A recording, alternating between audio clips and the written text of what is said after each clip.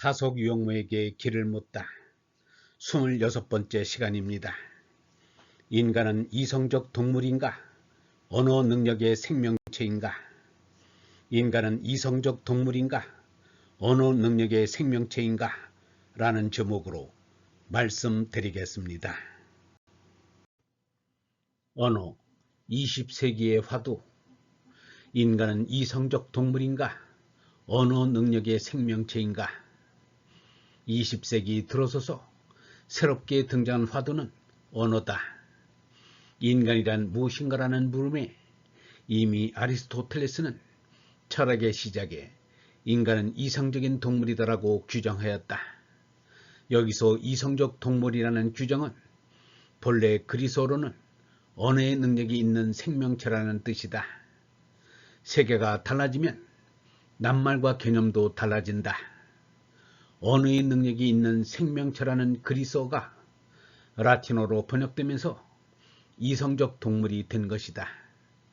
그리스인은 이미 그 당시에 인간을 언어와 관련지어서 생각하였다. 그런데 언어를 살펴보면 민족마다 다르다. 언어만큼 믿을 수 없는 것도 없다.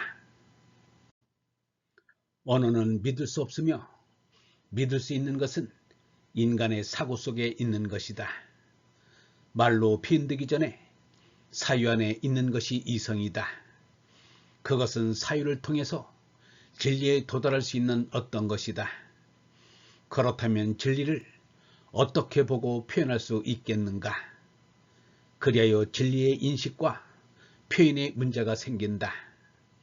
그런데 누군가 나는 진리를 보았다고 주장해서 그 진리를 증명해 보라고 질문받을 때 그는 그것을 증명하기 위해 표현하려면 말이 필요하다. 진리에는 경험을 통해 알아보는 인식 차원의 문제가 있고 그것을 표현하여 남에게 이야기하기 위해서는 반드시 언어가 요구된다는 언어 차원의 문제가 있다. 19세기 이전까지는 언어의 문제는 생각하지 않았다. 왜냐하면 언어는 오직 하나라고 생각하였기 때문이다. 이성이 하나이듯 언어도 진리도 하나라고 생각하였다. 그 하나뿐인 언어와 진리는 라틴어로 표현된 것이었다. 그런데 그리스 시대에는 그것이 그리스어였다. 여기에는 암암리에 언어를 독점하려는 생각이 밑바탕에 깔려 있다. 인간이란 무엇인가라는 물음을 던지며 인간과 야만인을 구별할 때 대부분의 이른바 문화민족이 인간과 야만인을 구별하는 기준으로 삼은 것은 언어였다. 그리스 시대에 인간과 야만인을 구별하는 척도는 그리스인으로서 그리스어를 아는 사람은 인간이었고 모르는 사람은 야만인이었다. 그 시대에 이미 민주주의가 있었다고 말하지만 그 민주주의는 그리스어를 아는 극소수의 사람에게만 해당되는 정치 체계였다. 로마 시대에도 마찬가지였다. 이때에는 라틴어를 아는 사람들만이 인간으로 인정받았다. 언어를 아는 사람만이 진리를 알 수 있었는데 여기에는 하나의 언어, 하나의 이성, 하나의 진리라는 생각이 전제되고 있었다.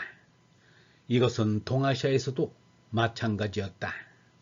우리는 예전에 한문을 기준으로 구별하여 한문을 아는 사람은 인간으로 대접받았고 한문을 모르는 사람은 야만인, 오랑캐로 여겼다. 이처럼 동서양을 막론하고 언어를 둘러싼 싸움은 매우 치열하였다. 언어를 독점한 지배층은 자신들이 알고 있는 언어와 지식을 모든 사람들이 공유하는 것을 바라지 않았다. 그들은 천민들이 언어를 배워 자신들처럼 되는 것을 두려워하였다. 중세시대에는 책이라곤 성서 하나뿐이었다. 그 나머지는 성서에 대한 해설서들이었다. 교회는 이 책들을 자기 아래 두고 그에 해당되지 않는 그 밖의 책들은 모두 금소로 불살라 버리도록 하였다. 언어를 독점한 것이다. 우리도 마찬가지였다. 몇 안 되는 지식인들은 그들만이 아는 언어를 다른 사람들이 배워 그들의 영역을 침해할까 우려하여 아예 배울 수 없도록 온갖 장치를 마련하여 배우는 것을 방해하였다. 근대화가 되면서 가장 먼저 일어난 사건은 언어 독과점 시대의 종말이다. 철학자들은 하나의 이성 진리 언어가 아님을 깨닫는다. 프랑스어, 독일어, 영어 등 언어가 모두 다른데 어떻게 특정한 언어로만 진리에 이를 수 있다고 주장할 수 있는가? 그렇다면 이제 진리의 기준을 어디에 둬야 하는가? 사람들은 진리는 하나라는 것을 인정한다 하더라도 그 진리는 언어에 따라 다르게 표현됨을 알게 된다. 이렇게 언어에 따라 다르게 표현되는 것은 시간의 흐름과도 연관이 있다.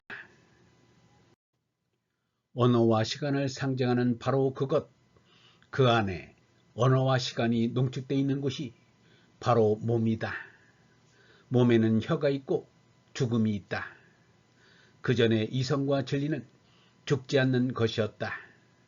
언어, 상징, 이미지, 철학적으로는 현상, 의미, 구조 등이 20세기의 중요한 철학적인 개념들이다.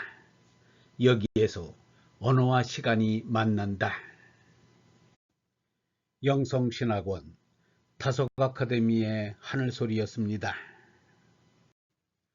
다속 아카데미에서는 기복신앙에서 영성신앙으로, 예배 종교에서 깨달음 종교로, 행복 추구의 삶에서 진리 추구의 삶으로, 멸망의 몸생명에서 영생의 얼생명으로, 사람의 아들에서 하느님의 아들로, 탐진치에서 진선미로, 거짓나에서 참나로, 교리신앙에서 진리의 신앙으로, 타율적 신앙에서 자율적 신앙으로, 조직 의존의 신앙에서 독립 자유의 신앙으로 인도합니다.